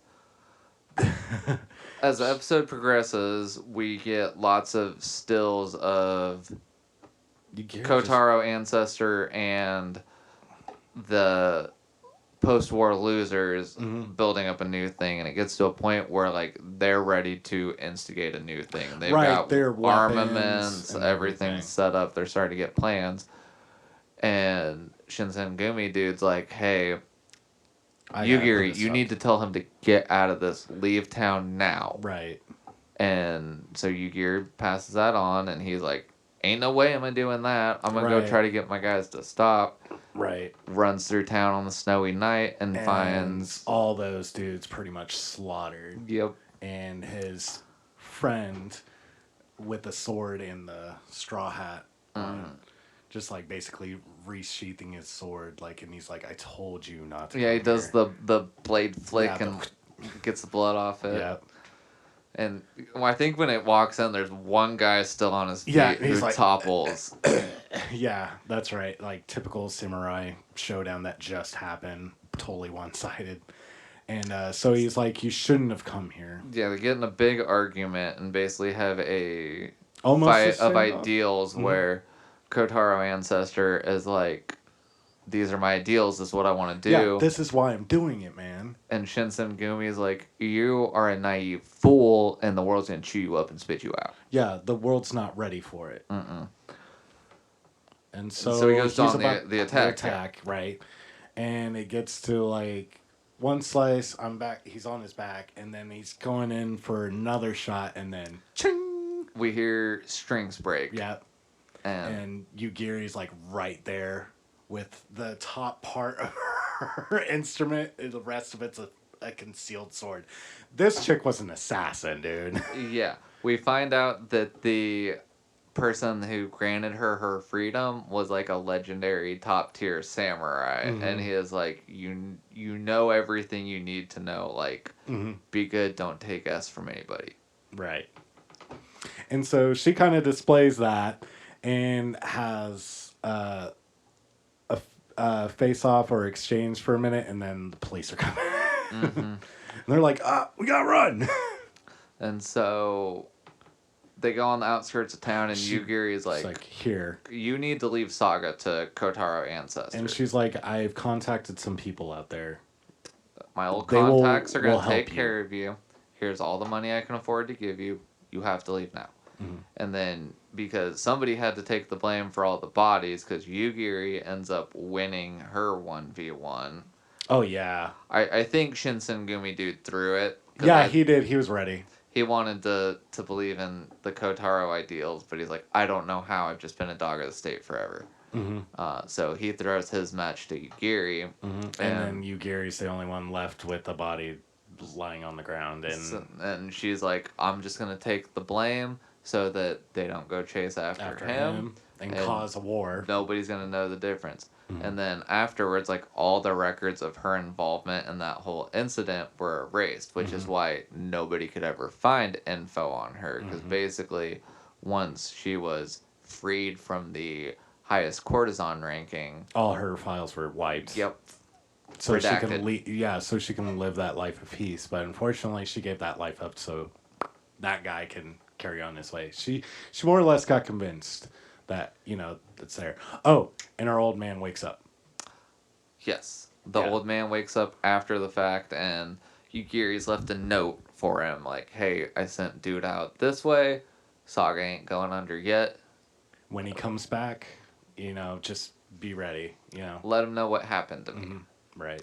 Well, he was... And it had the picture. Yes. Yeah, the two... Yeah, of... The two dudes and Yugiri in the middle, yes. Yeah, the Shinsengumi, Kotaro, Ancestor, and Yugiri walk by a photo shop. They're like one of the first photo shops in Japan, and they're like, we'll take your picture as promotion if you'll also let us hang it up in here to promote it, and we'll give you a copy. That's the only thing of her left and so in history. So she got that picture and put it in the note. The note. And we get a nice little scene of that at the end of the episode at the bar. Yeah, that picture's still up there. And is it no, I want to say, is it this episode where he spills the beans on his life or not? Or the barkeep. I don't remember if it's this one or episode 10, but I mean, we might as well just hit it now. Spill the beans? Yeah. So our guy is the same exact guy from that past. He has been living forever. Yes. It as a curse, I would say, almost. Like, because I actually think that happens... This is 11, 12? Yeah, somewhere 11, towards 12, the end, because it's right before the tsunami happens. Yeah. But more or less, this is kind of bleeding into it. But, yeah, he has that picture back on his wall of those two, and I'm just like... we're getting the story now, like, of that, and so... And so we're seeing that, the barkeep is apparently immortal, and maybe his ramblings about being the embodiment of Saga aren't just the ramblings of a madman. And apparently that push to save Saga is a multi-generational thing in Kotaro's family, or at least you get that feel. Yes. So yeah, because his father... Or he said something like that. Like, he's like, my father told me to, save Saga and save Saga, so on and so forth. It's been generations, yes. Yeah, they leave a lot of the blanks for you to fill in yourself. And it's a gag anime, so, like, whatever theory you want to come up with it can be believable, I'm telling you. Yeah. So, anyways, time skip to the future now. Yep, we're going back to the present. And our girls are starting to get their revenge and the saga of how the zombies will get their revenge. This is their declaration of revenge yet again. Kotaro opens up. He's like, we're going back to EFS. And they're like, what? March 8th. 1 year anniversary of the Nightmare Show. We're going back to it. Yeah, they're like, you're freaking nuts. And we get backstory to why this failed. Because the whole time it's dangling over the hedge. You were complaining about it all week getting into this. And I didn't put the pieces together, but then I was just like, right. Yeah, that's true. Because the way it's presented at the start is just, oh, we didn't sell enough tickets, and so that's why we're in debt. So basically, our boy Kataro's all talk. Yeah. So we end up getting the flashback to what really led up to that, and it's Kotaro and the girls at EFS, and it's like empty. They're checking it out, and he's like, "We're only gonna sell tickets the day of. We got the momentum. We're gonna keep riding that." We'll sell it out. It's fine. Yeah. We're gonna just one day. Yeah, and he's really selling it to these girls, but they're really like on the fence. Like, dude, you better be right. I mean, some of the girls, Sakura's on board more or less. Yeah, but the seasoned idols are like, ain't no way. Right. That was a bad one, dude. Come on. Yeah. And so Junko and I, obviously are like, dude. But anyways, like we get the montage of them like getting ready for it more or less in a sense. Like even though they really have their doubts about this, honestly. But this time he's like, it's gonna be different. We're gonna really hit it hard, set everything up in fashion so that we're able to be successful. We're not just gonna go on a hope and a whim. Right. And everything's starting to look good when tsunami hits all of Japan and chaos, calamity, and I think that kind of takes out that episode. Like it went by really quick. Like a lot of things happened, but like at the end of the day, it was like, hey, we're playing Revenge show. And then they failed, didn't they? No, that was the other show that they did. Honestly, it was we get the flashback to what happened or whatever. Is what they refer back to. They're like, it's not as bad as Arpino. Yeah, when the stage collapsed at the end of season 1. Yeah. Yeah, they're like, it can't be any worse than that. The whole arena fell in on us. Right. That's fine. But yeah, so we get a lot of like backstory and we get all the missing pieces of why that was such a bad deal. So it's like, here's why it was a bad deal. We're doing a makeup date a year later, True Revenge, and then everything's nice and shiny and boom, calamity. Yeah, tsunami happens, and this is the calamity I thought the old man was talking about, but like it's everything gets flooded. It's a really bad tsunami that happens, and our girls take a rest, I want to say, and then like she wakes up, or Sakura girl wakes up, and I thought something else was going on. I was totally taken back from this. Like, so she's like she's having trouble keeping her balance or whatever. She's like, I'm shaking. I feel weird. This ain't weird. I need to go talk to Tatsumi. I need to go see Kotaro. And she's trying to get to Kotaro, and then like she looks out the window, and then she does a double take. She's like, what? And apparently like their house is out on the ocean shore. Yeah, their house got floated out to sea and then brought back to Saga like 5 miles down the coast. Right. She's like, they get all out of the house. Everyone's nice and safe. I think Junko saves her like little doll painting kit. Yeah. And then they're all talking for a minute. And they're like, I thought Saga was bigger. We got swept out to sea and ended up 5 miles from our house. Like, right. And then their house collapses. Yeah. They talk about... They were talking about like the personal effects that they were going like, oh, we might as well move on from here and go elsewhere or shelter because that one lady shows up after this after the house collapse. So before they even get a chance to get their stuff in there, the house just falls apart. And literally, the one-liner, they're about to say it, they're like, we should probably go in and get the things we want. And then, like, they realize that their zombie makeup's in there, too. And they're like, oh, no. What are we going to do? And then, like, one can of it floats up from the shore, so... For now, they got a little bit to get them through for a little while until they find our boy Kotaro again.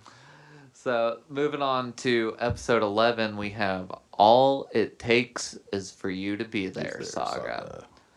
So after having her house washed away and then implode, They go to the shelter, which is actually a mall. yeah, it's Shopping mall. It's one of them.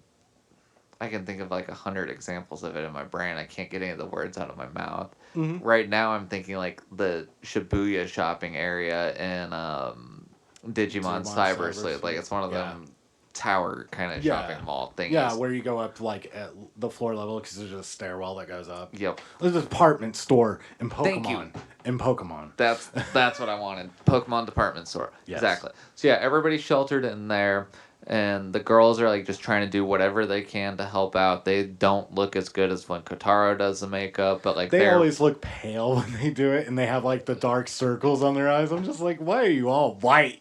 Right, they're just barely passing, but everybody's so ragged because it's a crisis situation that it's like they're just writing it off automatically. Like, oh, they're probably still scared from the storm. And everybody's helping out where they can. I think like Juko and Sakura do like meal prep and are handing stuff out from the lunch line. And our girl Saki's doing construction work. Yeah, Saki's doing construction work. Every night the girls are doing a show for the kids. Yeah, some of some sort, yeah. And Ty's playing with the kids. Oh, that's another part. The kids like kind of get peeks at them being zombies for a second. And I remember the part where they're like Ty's chasing it, but it's Ty's head that's chasing the kids. And then Lily's like, "Wait a second."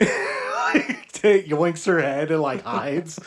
Yeah, I was rolling at that point because it's just Ty's head bounce, right, bounce. And the kids are like, ah, it's like yay, and then after Lily or Sakura snatches the head back, the kids are like, where'd he go? Where'd he go? But yeah, so the girls are interacting, just trying to keep everybody morale up, yeah, more or less. But as time goes on, obviously that makeup starts to wear off. And they finally run out, like it starts like cracking falling off their face at first, so they wear masks for a little while, like for a day or so, but then that only lasts for that day, and it's gradually spreading. Mm-hmm. So they get an idea because all their stuff falls off before their nightly show for the kids, and they're like, I need something, and Junko gets the idea of, doll masks. I've got my paint, we'll do doll masks. And so they get their make the mold killing, yeah. Make molds. Sakura sticks her whole face in the sand, which I thought was hilarious. Yeah, she's like, God. And they make their masks, and they get on stage, and like they're not fitting right. We didn't give it enough time to dry this, that, the other thing. And they get on stage and they're talking, and it sounds like they're on the backside of a mask, and you can't quite hear them very well. And looks so funky. Like one had like a mouth right here or something. I'm just like, what is going on? They're all kind of rough, but one of the kids in the audience has one of those dolls like and they're Junko like, made. oh, they're like, they're being dolls, cool. And the girls are like, yeah, exactly. Yeah. That girl gets it. And so they turn around and they do their first spin to come in, and then they jump. And as soon as they hit the ground, crack! All the masks break. And they're in their zombie. Full zombie. They're like, and the kids are just like, You're still Fran Shushu.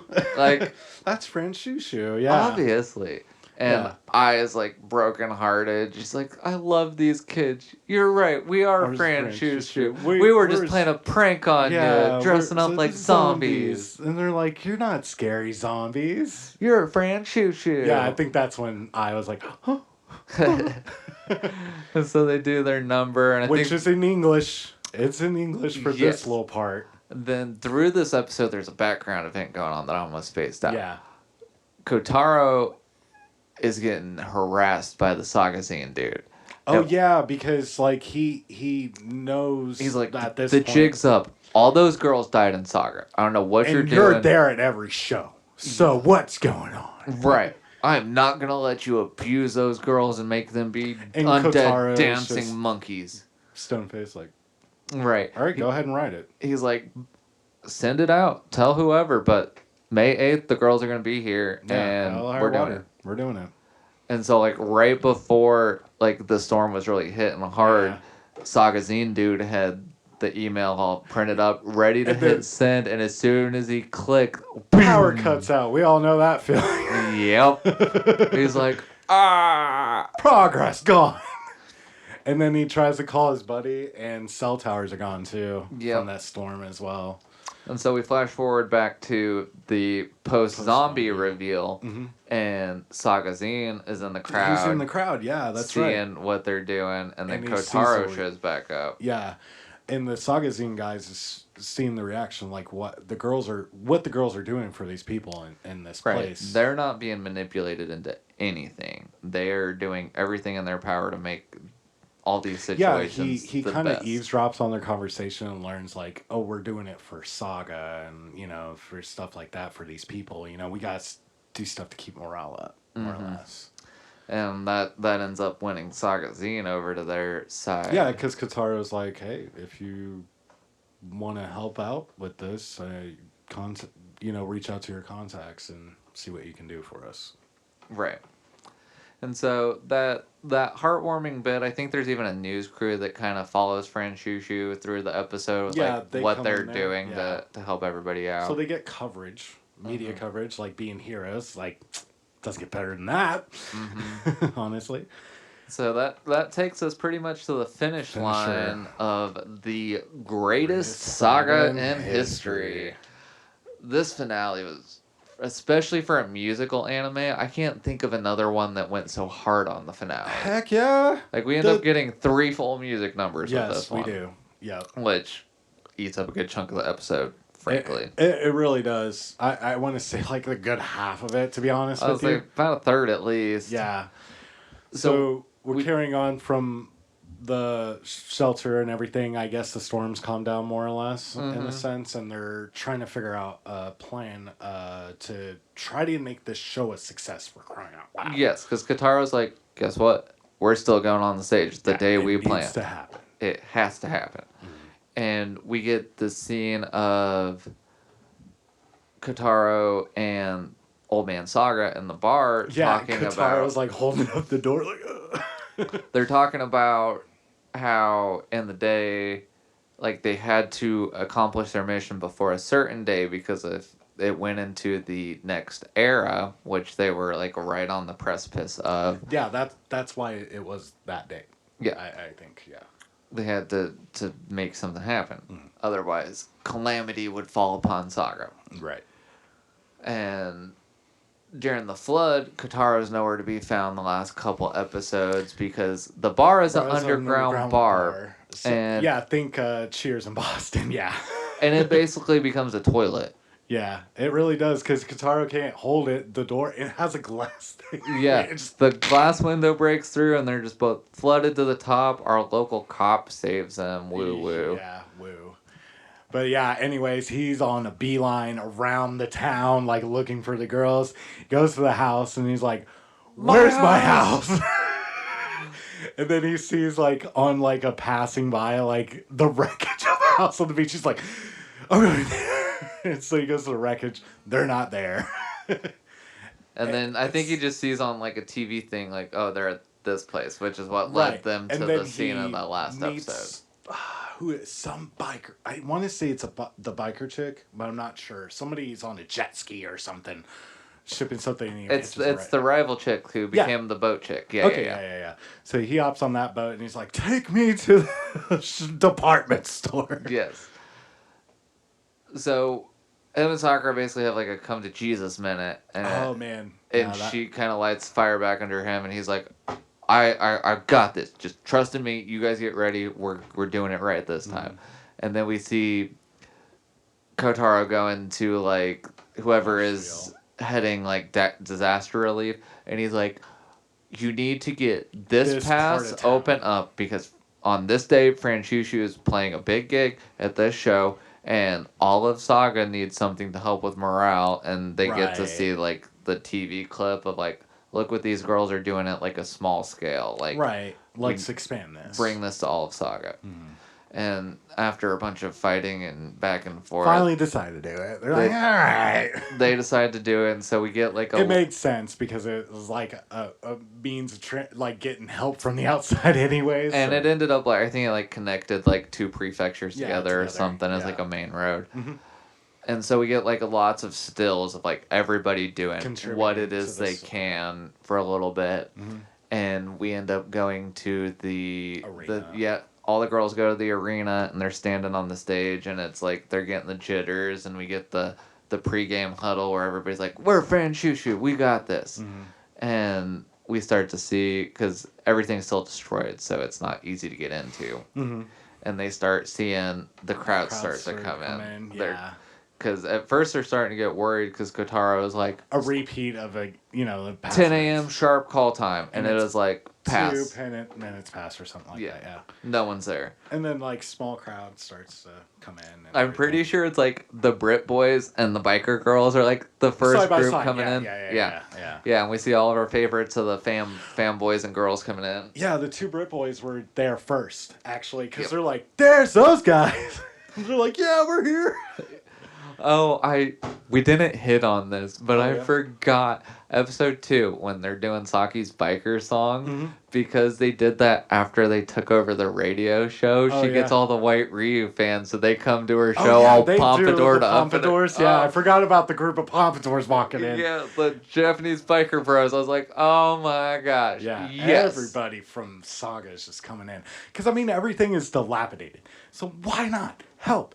Just get this place on the map. We need help. Right. This is your break to have some enjoyment and some peace of mind during these trying times. And so, yep, the stage fills up. Like I said, People are cleaning up, getting it prepared for the big, day. We get like a helicopter overview, and White Ryu's in the helicopter, isn't he? And he's with American people. Yeah. Because there was an American patch on one of the uniforms. I'm like, that's where the dude went. Hell yeah. And we're seeing the crowd fill up, like the general admission area. By the point the helicopter's flying over for like the pre-show stuff's already like 75%. Yeah. And so girls end up winning. We get a full show. Like I said, there's 3 songs that take us out of here. One of them's my favorite. No, Clint wrote it. It's fine.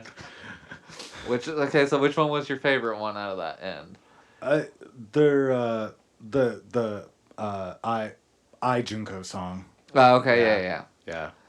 Which I believe was like the opener, I want to say, and then they did a couple new songs, I want to say. Yes. Yeah, that was a cool thing too, because I thought for sure they were just gonna go back to the Awaken Returner. Yeah. Nope. We got some new material. That was pretty cool too.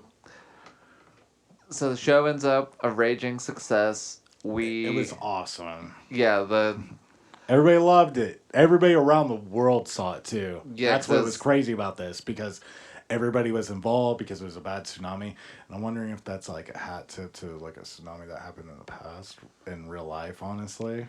Yeah, I'm sure there's because if I think back on the timeline, we're 2018 in this show, right? More or less going 2019, 2020. There was a bad tsunami that happened in that timeline in Japan. Yeah, 2015, 2016 tsunami, whatever. Yeah. Yeah, I can see that correlation. Yeah. But, yeah, so we get a cute scene of Kotaro and Sakura. Yes, dude, it's a tearjerker for me a little bit, because... It was basically his confessing his undying love without confessing his undying love. I have what it takes translate into I love you. And when he says I have what it takes and I'll have what it takes forever, it means I will love you forever. And then I don't think we're coming back for season 3. Clint, you want to tell them how they take us out of this? Yeah, so, Studio Mappa has special effects, so... Everything's hunky-dory, bright, sunny day and everything, and then we just get a clip of, like, the sky or whatever, and then, like, something peeks out, and it's all lit up and stuff. It looks like a big spaceship. Yeah, it looks like a UFO. It looks like the thing from One Punch Man when that villain comes in, his big saucer ship. Oh, God, that guy. Yeah. Yeah, it looks like that, and you just see it coming right over Saga. And it's like Independence Day. Boom! And then big whiteout for the end. And that's it. I personally felt like I was robbed, but honestly, you gotta take it with stride. Gag anime. For crying out loud, anything goes. I mean, we have had the running joke of Dead Girl Idol Group. I mean, it's not out of the realm, is it? And besides, it goes back to what you said, and the old man was still alive at the end, which is kind of weird. Mm-hmm. So it was really out of left field because that I was guess they not got the timing wrong. Well, that was not the crisis I thought it was going to be. Right, definitely. But there was some kind of calamity. He was right. Right. But I'm thinking back, like, I just had this thought in this right now.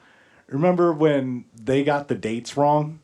Like, begrudgingly? Yep. I wonder, because they thought Kotaro got the dates wrong, and I think he did for the calamity. To be honest with you. I mean, it's on brand. I think it is. So, yeah, we wrap this show up with a big white out and gone. So, everybody's zombie. No. It is truly the Zombieland. Yes, it really is. Welcome to Zombieland Saga. Right. Great show, honestly. Even it's 2 seasons, I would still recommend watching it highly, obviously, because, I mean, we got great music and a really cool story arc in the gag anime, which I love because it gives a little more depth to your gag anime.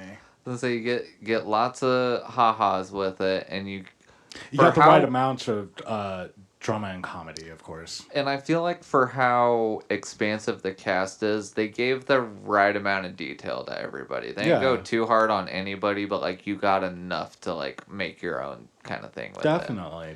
So that was super enjoyable for sure.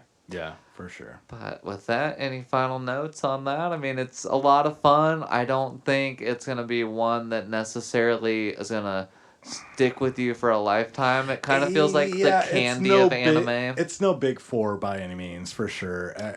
But it's one of those hidden gems, in my opinion. Absolutely. Because every once in a while, I'll have to flip through a lot of like these types of gag animes, and some of them are really like surface level type of gag animes. I like I said, I like ones with a little depth to them, like that have like that right amount of drama and comedy to it. Right, and especially when they lean into and play with the premise a little bit, like you know, the We're Dead never really got old. Like no. It always made me giggle at least a little bit. I was like, "Yep, you're right. You're right." Zombie antics. All through and through, man. Though I still think that scene in season 1, episode 2, the I Love Hip Hop saga, where Junko and I run away. Run away, yeah. Yeah, and they get pewed at under the light, and the zoom in on their faces of the zombie look. That was one of my favorite stills in the whole look you got every time somebody was like walking up on him, like, "Oh, you poor dear," and then they turn around like. It was like the flapjack thing, like where they make that character just super ugly. Yeah, like the 10 out of 10 grossness. Season 2, towards the end, there's one with Junko where she looks up and her eyes are looking like 2 different ways. Sideways. I was like, oh. That poor lady. And then, what is it, during the Mai Mai episode, when Mai Mai calls him out, Sakura's eyes literally pop out of her head, and she's like, oh no! Oh, yeah. It's a lot of fun. I think if you just need something new, something fun, not have to think too hard about it. It's definitely a good break one, yes. Yes. If you're watching, like... you can watch it super casually, too. Yes! Hell, if I haven't mentioned this, like, enough in our, prior episode, it is super easy to watch because, thank God, like, this anime gives you recaps. Yes. I mean, they kind of drop it a little bit towards the end of season 2. I think the saga incident's the only one we don't get a backstory with. Right. Because we do that time hop backwards. I want to say, for more... Yeah, because I think 7 did a late start with it, I want to say, with the recap, maybe. But, yeah, episodes, like, 8 through 12, we don't get, like, any of the recaps. But other than that, like, that's just, like, the deep part that I was talking about this one. All the rest of the gag episodes all get a recap. So you'll never really go without. I mean, if you just missed part of the episode, like, you could just watch the recap, like, and just get, like, the generalization. You don't have to deal with, like, the Sakura... like being a valley girl, like, so this totally happened, and like, he was like, nah, and he was like, nah. I love that voice acting. It is on point. That I love that. I was gonna say I did season 2 dubbed the whole time. I think a couple of the songs they didn't move the translation over, so I would just go switch from during that point because you can do that on Crunchy pretty easy from Roku. Yes. And so I would just do that because like the Yugiri song. When she has like the center point, I'm like, man, that one her was feudal song. Yes. Yeah, I was like, that was a lot more fun knowing what was going on. Right. Yeah. So. When it's translated for you, yeah, it was really good, and it gave me like that showgirl vibe to it too. Mm-hmm. Well, I wouldn't say showgirl, but definitely like God, what am I thinking of? Like a tap dance Broadway musical. I was about to say swing. To it, like a swing movement to that song, and they were just like shaking their hips. And I like how they did like the dance parts with like the feudal characters too, and they were dancing to it. I was just like, that's kind of cool. Yeah, that was fun getting that in there too. But I think with that though, we're about wrapped with. Yeah, we can just gush forever. Honestly, watch it. Just watch it and see what we're talking about for sure. Next week we are coming back with Mob Psycho 100. Yes. I've done this one, I think, 3 times now. I've done it a few times myself. It is always a blast, and I'm currently needing some massive fitness motivation. I just need some funny moments too, like, and it's god. Out of every anime protagonist that I could pick to be my fitness motivation, is Mob. Shigeo Mob is always who it goes back to. Him just running like the gif of him running is like my most used fitness gif. Like I want to be better, but inside I'm still Mob. I'm dying. I'm dying. So join us next week for Psychic Powers. No isekais, but we have an equally over the top mentor in Reigen Arataka, who is basically just a clone of Kotaro. Right, and we have a great animation studio for this too as well. So.